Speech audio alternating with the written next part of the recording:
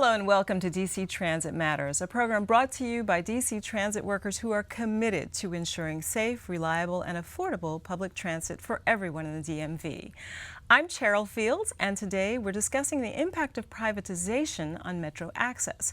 For those of you who don't know, MetroAccess is a WMATA transportation service that many seniors and people with disabilities in our area rely on to perform many of their daily tasks, whether that's going to and from work, the doctor, the grocery store, or their places of worship, anything that requires transportation support. In today's discussion, we'll explore some of the perils and safety concerns that have emerged as the service is now privatized. Joining me for this conversation are several local experts on the topic. Jackie Jeter is president of the Amalgamated Transit Union Local 689 here in Washington, D.C. Welcome, Good afternoon. Jackie. Karen Reed is a MetroAccess driver who's been driving for 4 years? Going on 4 years in July. Okay. Lee Wade, who works at the MetroAccess call center and has been with us for 3 years? 3 years, okay. going on 3 years. And then Tom, I'm going to call you Tom, is that okay? That's fine. Tom Cute, president of Amalgamated Transit Union Local 618 in Providence, Rhode Island. Thank you for having me. No, we're happy to have you. You're down here visiting for a conference. So we're going to start our conversation with you, Jackie. Can you talk a little bit, so some of our viewers may not know what MetroAccess is. Tell them how the service works and why it's important for them to be concerned about this whole issue of outsourcing. Okay. MetroAccess is a service that is provided through WMATA with private contractors. Right now it's about 4 of them that do the work. It's a paratransit service for the elderly and those with disabilities in our community. The 4 companies that help or contract is Diamond, it's a small group, MV, First Transit, and I'm running out of Transdev. Thank you, Transdev. And Transdev is the other. So there are 4. It's 4 of them. Okay. And they have split up the service, and they all do different things. Like Lee Wade, he works at the call center, and that's the part that does the scheduling for those pickups that the community needs. Karen, as she said, she's a driver. She drives out of one of the First Transit locations that's on Central Avenue. And they all work in conglomeration with each other, but they're not connected. So that's one of the problems that we have. So the service is contracted out. It's contracted out with those 4 companies that I talked about. They are foreign companies, foreign entities that do the service. And WMATA makes the decision. They made the decision to contract the work out instead of doing it themselves. And once they made that decision, I think it does have an impact on the community as a whole, but that's a decision that they had made. And Karen, talk a little bit about how this, having 4 different contractors doing this, impacts you as a driver, providing this service to people who have no idea that there are all these entities behind the scenes. Yeah, the biggest question to a lot of the companies, well, no, to a lot of the clients access, which company do you work for? But you know, we just let them know we're all one big family, but just different, I guess, different entities that we work out of, and that's usually their biggest question. Well, you have a different vest, so what company do you work for? And what difference does it make to them, though? I mean, sometimes, I don't know, I guess sometimes the service, the person, I guess it depends on, because sometimes they'll say that First Transit, well, your drivers are nicer, you know, but I guess that's the biggest thing with them. They just want to talk about something. So. But if I can add, I think that one of the things that is important to the public is that even though this is a private entity, even though this is a contractor doing work, it's still partly taxpayer money that's being paid for the service. And so making sure that we have the best reliable service that we possibly can is what's important to the public, you know, the reliable, safe service that can take them from point A to point B. And let's talk about those issues of reliability and safety. Talk to me a little, I mean, you talked earlier about the idea that safety is a challenge for the drivers because of the way you have to deal with the fares. And yeah, not only the fares, the clients too, because we're, the ride always has to be safe, but we're always watching making sure we have a lot of clients who are very challenged, mentally challenged. And besides us collecting fares outside, a lot of our seniors don't want to give money outside. Different neighborhoods that we go in, it's dangerous for us. And some drivers have been robbed along with the clients. So we would prefer to choose whether to collect the money at the door or on the van. And most of the time, the seniors would prefer to give the money on the van because they don't want to be, they don't want to go in their pocketbooks and their bags on the street. But you're constrained by. Yeah, it's a door-to-door service, and if we do not collect the money and we check the ID at the door, then we are written up for that. And the consequences of that could be. You can be terminated. Okay. Yes.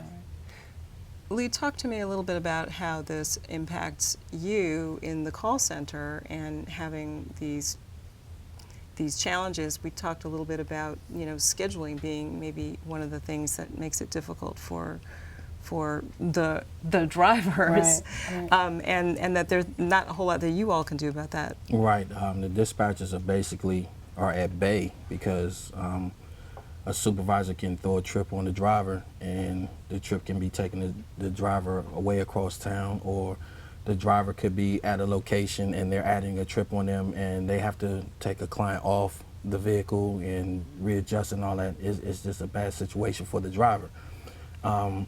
The dispatcher don't have any say on who gets on the vehicle and who gets off the vehicle. It's always left up to the supervisor. We have to ask them that question. Can you move this trip to accommodate this client, or can you move this trip to accommodate the driver? And 9 times out of 10, they say no. And so there's no flexibility? There's no flexibility whatsoever. And you talked about how sometimes this creates a situation where there's a person who's put on the bus who has to get off. Right, most of the time it's a wheelchair client. If we're picking up double wheelchairs, a lot of times it's an insert. So if I have somebody who's in a wheelchair already, and the person that I'm picking up, they insert another wheelchair, but the person that I have on first is getting off last.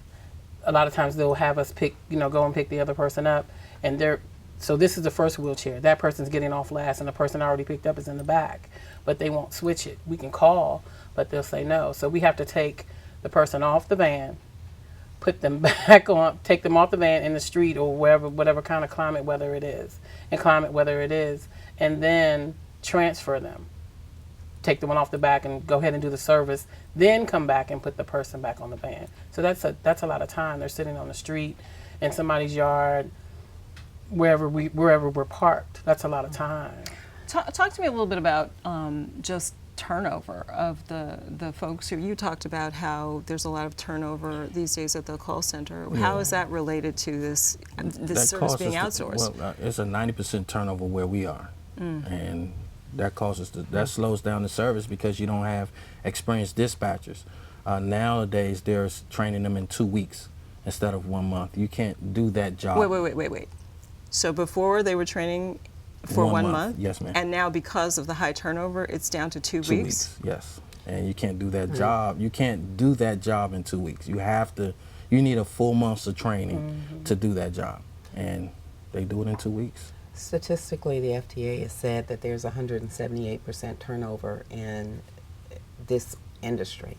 And that's what makes it hard. And that's nationwide? Right, nationwide. Okay. There's about I want to say 78% in our area. One of the things that we find is the lack of experience that you run into. In a year's time, none of the individuals that were there when the year started are still there at the end of the year. They are terminated for any number of things. And I'm not going to say whether or not the termination is just or not just, but they are terminated at the drop of a hat. And because of that, there is a large turnover. I think that in this industry, the lack of training also brings about the turnover, because if you don't make that investment to supply those individuals with training, you're going to have a large turnover. Yes. And that's one of the things that's plaguing this industry as it is. If I can add, I know with Tom, one of the things that we found is that paratransit is notorious for bad scheduling. And I don't know, we were talking about scheduling earlier, so I don't know whether or not he's had that same experience, but we have here. It's just, that's the worst part of this job. You know, being able to schedule, being able to know when individuals are going to be picked up. Anyone in our community, if like there's a lady that goes to church with me, and she is picked up and dropped off by MetroAccess, and there are times when we watch her leave out of church, even though church isn't over until 12:30, she leaves out at 12. And when we get out at 12:30, she's still sitting on the sidewalk waiting on her ride. You know, so it's not reliable. It's just not reliable. And reliability is part of what people look for when they're trying to access a service like this, because if you can't take yourself to the doctor, then you really have no other choice than to hope that the system that you're relying on is not going to leave you basically high and dry or make you late, and then you wind up getting, you know, having to pay a penalty. So that's interesting. Lee, talk about some of the other challenges that you are dealing with at the call center, and I wonder, how would you imagine, if you could change things, how would you change the way that the call center is run and managed now? The scheduling has to get better. I mean, that's like Ms. Jeter was saying, that's probably the biggest thing that we go through every day, the scheduling, the way they insert the trips. Me, myself personally, I would not let them add those trips on. We have recovery drivers that you have. They can do those trips. If a client is canceling for whatever reason and they need to reschedule, let the recovery drivers do those trips. Leave those other trips alone that they have set manifest. Leave them just the way they are. I wouldn't add any trips to the driver, because that's more stress on the driver. And that's yet, more stress on the client. And so you've been in this position for 3 years, Yes, which ma'am. you have more seniority than many of your colleagues. How is input like that received? They don't want to hear that. Yeah. They don't want to hear that. They don't want to hear that.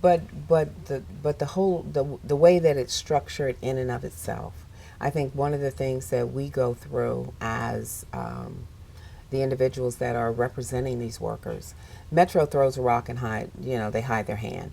First of all, they contract through MV, First Transit, Transdev, Diamond, but they control. When we talk to them about making these types of changes, when we talk to them about making the types of changes with the door-to-door service and collecting fares off of the vehicle, the first thing they tell us is that WMATA controls it. WMATA says no. WMATA says you can't do anything different. And so even when we negotiate and we're bargaining, WMATA's at the table even though they're invisible, because they will keep those companies from being able to make the changes that they need to make it a better service. But it sounds like they're also not at the table to hear what Exactly. it is that's being discussed that might inform, Right. a change. They don't have to have a conversation with us. When we call for a conversation with them about the MetroAccess service, they tell us they do not have to talk to us because the service is contracted out by someone else. So, Can we talk a little bit, and we're going to have to break it in a little bit here, but I wonder to what extent having this service outsourced also creates some challenges related to just how people are compensated for the role that they are playing within MetroAccess. Is that part of the reason why you've got the turnover that you have? Yeah, the salary. is, Salary is a big reason. No health benefits. You can't no afford it. sick leave. I mean, the health benefits that they do have you is can't so afford high it. that you can't afford them. So yeah, that's Which that's is part of it. ironic, because here you are helping people who are at a point where they need assistance, Yes, and exactly. you're looking at Or your if- own future or if wondering, you oh do- my goodness, if you how do am I have gonna any, get there? if you do have any other benefits through the company, a lot of times you don't make enough money, so you have to you don't take them off because you can't, that extra money you need it for your bills. Okay, well, we're going to take a break here. You're listening to Watching DC Transit Matters. We're having a wonderful conversation. Take a break. We'll be right back.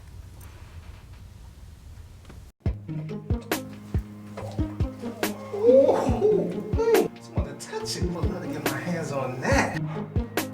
Excuse me. Did you know that your tablet can now stream live your favorite DCTV programs? Yeah, let me show you. Look, all you gotta do is log on to DCTV.org, click the live stream link, and boom!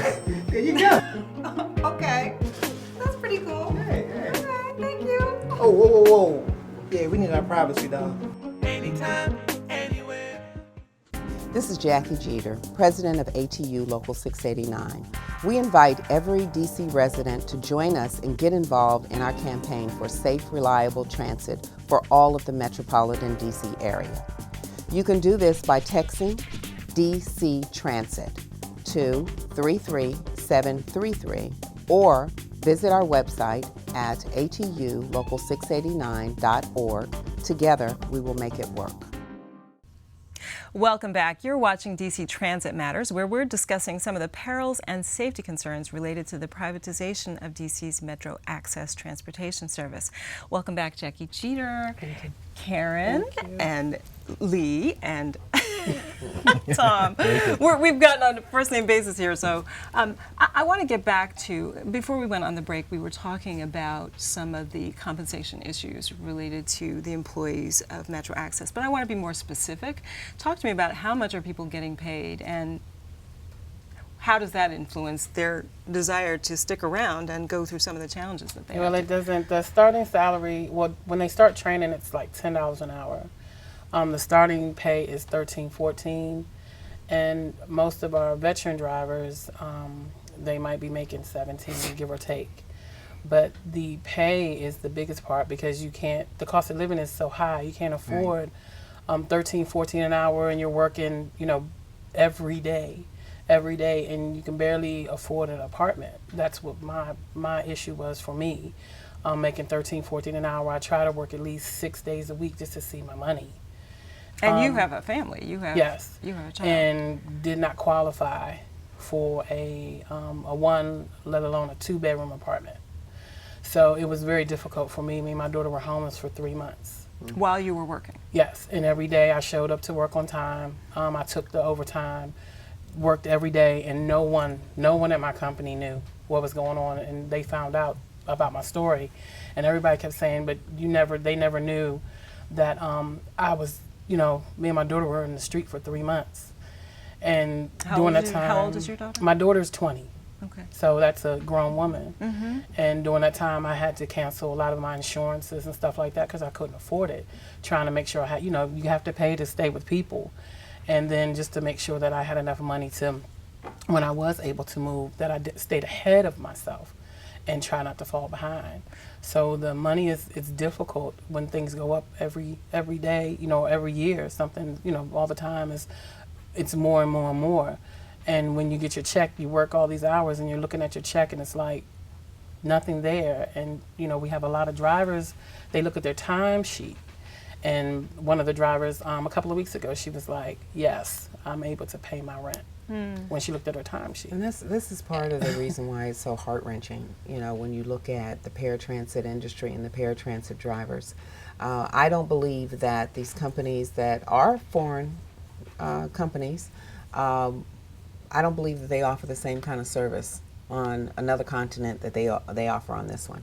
I think that $13, $14 an hour, some of us think about it and we think about what can you do with $13, $14 an hour. But the other part that's frustrating for a union representative is the fact that it's hard to bring their wages up, to get them health care, to make sure that there's enough in the job to make them want to stay. The benefit package of a job is just as important as anything else. Right. And if you can't give them a benefit package that would make them want to stay longer than a year. A lot of times, there are a lot of MetroAccess workers that now work for fixed transit WMATA because they start off at a higher wage and there is a benefit package. There is a difference. I don't think that any union really wants to work to keep people in poverty. That's not our purpose, And no, it's not to make people have a mansion to go to Las Vegas or anything else, but it is to make sure that they have a livable wage. And that's our plight. Well, and talk to me a little bit about, in addition to the compensation issue, what is the work environment like? I mean, how are you treated? It's intimidating. Explain that to me. Call center, I'm not sure how the drivers are, but I have a young lady now that's got custody of her grandchildren, and what she wants is to take off every other Saturday because it's a court order, it's a subpoena, it's a court order. She has to do this, and they're telling her that she can't. In fact, they didn't approve her leave. So what that does is every time she takes off, she gets a point. And each time she gets a point, it's building up to 10 points. And at that point, then they're going to find a way. Well, your attendance is being bad, and we're going to have to terminate your employment. Blah blah blah blah blah. That's not how you treat people. This woman has been working for them for almost 10 years. Wow. 10 years, and that's the way they're going to treat her. That's the way they've been treating her, and it's just talked, terrible. Jackie, about how the turnover, this churn issue is not just a problem for MetroAccess. This is a problem in paratransit nationwide. Have you had some of these same? Have you experienced or seen some of these same challenges where you are, Tom? Absolutely. In Rhode Island, it's kind of going in the reverse, though. The paratransit service in Rhode Island was all private, and the union fought to bring some of it in-house, which we have a great deal of it in-house. But there is still some private companies out there, and the level of service that is given by the union members is superior. They're drug tested, they're trained, they're uniformed. The training alone is extensive, and those things provide a quality of experience for the client that raises that level of security for our most vulnerable citizens that we transport. So I'm curious, how did you get to that point? How were you able to make that shift from having it be all outsourced to having the union be able to get these things for the workers? Well, first of all, we went through the legislature to work with the General Assembly and the people in the Department of Human Services to bring it in-house. And the company, Rhode Island Public Transit Authority, was acting as the broker at the time, and when it was mostly privates. Then we brought it in-house, and there were still privates out there, but like I said, the vast majority of the paratransit work, ADA work, is done inside the Transit Authority. And the results are amazing as far as the service. Amazing. Is that something that we could potentially learn from here in D.C.? I mean, is there hope for, for us? I think so. I think that there are so many opportunities, and there's so much value to bringing that inside. WMATA does the service anyway, so to make it a viable part of the services that they offer, I would be very interested in sitting down and having a conversation about how do we do this, how do we bring it in-house so that we do provide the best service that we possibly can. Honestly, I think with WMATA having a hands-off approach, it allows for some of the mishaps and the large turnover that goes on to take place without them even knowing. Even though it's hard for me to believe that they don't know. Oh, they know. Talk to me about how all of this affects the riders at the end of the day, because I mean, obviously, it seems to me that if you have people who are dispatchers who are feeling this kind of stress because their job is really very tenuous and they're always feeling like somebody's breathing down their back, or you've got drivers who are having to put people in the street while they're moving them from one part of the bus to the other and collecting fares in dangerous situations.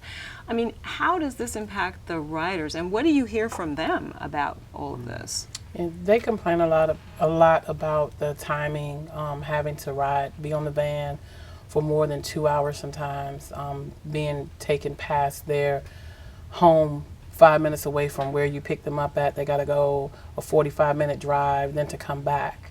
So their biggest complaint is the scheduling. Sometimes they don't like to ride the van with certain disabled clients because of their situations.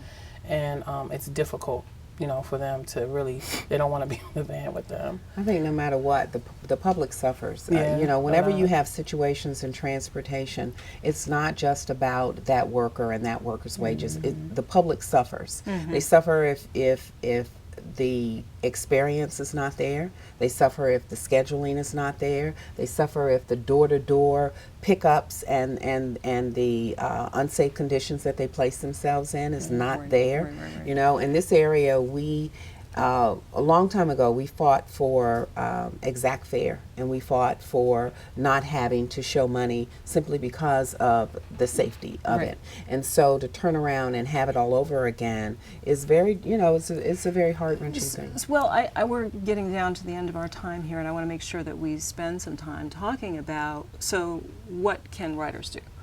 I mean, you talk a little bit maybe about how they have influenced the process in your community, and maybe you all can add to that. Right. Well, in Rhode Island, on the Transit Authority Board, there is a person from the disability community that serves as a board member. They have an ATAC committee which meets with the Transit Board.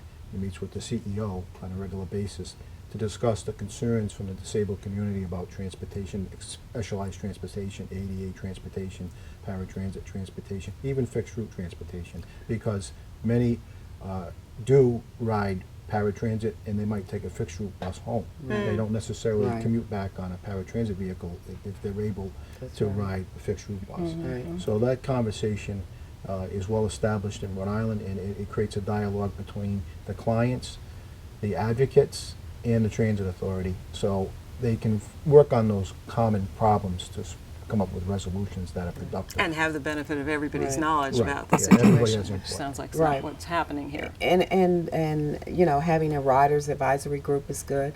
I think that there has to be, we have more in common than we have, apart. We really do. And we're going to have to, the workers and the riders are going to have to come together in order to have better service for both of them. So riders advisory, I think this dialogue, a regular dialogue about what the problems are and how to fix them is very, very important. So, Karen, let me ask you this. Given everything you've been through, why do you do this? I do enjoy my job. I'm grateful to have a job, because some people do not have a job. A lot of times you got to pay your bills. So what are you going to do? So you do what they ask you to do, and you make the best of your day. That's the best you can do. You try to make the best of your day and try to enjoy your job while you're working. But you also talk about loving your client. Yeah, I mean the clients. Yeah, some of the clients are very nice. We do enjoy meeting new people every day. Well, sometimes you say, there by the grace of God go I, because it Yeah. could be Well, any and that's of what I was us. going to ask you. At Yeah, the end of the day, definitely. we all may need Right. Yeah, Metro- one day, sooner or later, One of sooner or these later, days. whether it might be, just for 30 days, or your loved ones, anybody in your family might need the MetroAccess. So you want to make sure that your drivers are compensated very good, because you give us a lot of rules. You give us a lot. We wear a lot of hats Right. on that van, a lot. And we're babysitters and monitors and, just a lot of hats on the van. So you just want to make sure, it could be your family member that's on the van. So you want to make sure that they're taken care of, that they're treated with the utmost respect, and they're not riding on the van for 3 hours when they should have been dropped off 5 minutes from their house. So it takes a lot. The service just has to be, adjusted. I guess that's a safe thing to say, adjusted. It's a good service. It just needs to be worked on a little bit. Well, and I better. think that's the message, is that if this Yeah. is a quality service, it's a good service, but it Right. could be better. Yes. And part of what It'd needs be to happen is that extremely better than what it is. I mean, it's just terrible. And sometimes I think, In my opinion, I'm sorry, but it is. I mean, sometimes I it's, think it's they not have the to workers' listen. fault. Yeah, It's- they need to listen to. They need to come out and listen to the drivers and to the dispatch people, those who really do the job, and just see. Try it for 30 days, 90 days, 60 days, and see how it works. And if it works that way, why not change it? So we have like a few seconds left. Where, if I'm a person who's listening and watching this, if I want to get involved, where can I go to become involved in trying to help advocate for change? Well, I think there's a couple of places. We have a website. Our local has a website, and you can go to that website and get information. There's also a texting service that we do to make sure that you get involved with that, and that way you know when initiatives are going to take place, hearings and things of that nature. There's also just calling our local, or getting involved with your local Americans with Disability Services, and there's a lot of groups out there. Well, so we'll make sure that people go to those places and Yes. get information that they can. And I want to thank you all for coming and having this conversation. And we hope that those of you who've been watching have found it informative, and hope that you will continue to ask questions and learn more about MetroAccess, because as we said, eventually you may need it. Right. We also invite you to come back for the next edition of DC Transit Matters. Perhaps next time we can have some riders join us. That would be good. Most definitely. That would be good. All right, thank you very much.